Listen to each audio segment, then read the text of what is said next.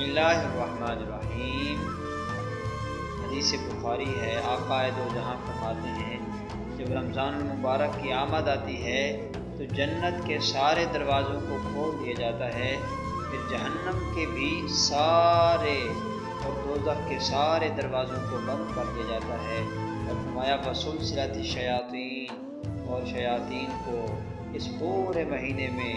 जकड़ दिया जाता है। अब लोग सवाल करते हैं कि अगर शयातीन को इस मुक़द्दस महीने में जकड़ दिया जाता है तो फिर लोग गुनाह क्यों करते हैं? इसका जवाब हज़रत हाफिज़ इब्न हजर अस्क़लानी और इमाम बदरुद्दीन ऐनी, ये वो मुहद्दिसीन हैं जिन्होंने बुखारी शरीफ की शरह लिखी,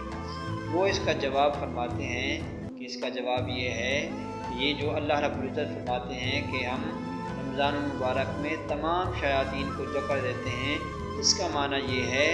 कि अल्लाह रब्बुल इज़्ज़त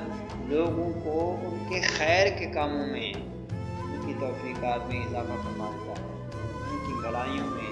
उनकी खैर के कामों में, नेकियों में अल्लाह रब्बुल इज़्ज़त उनकी तौफ़ीक़ात में इजाफ़ा फरमा देता है। इसकी अगली सूरत देखनी हो तो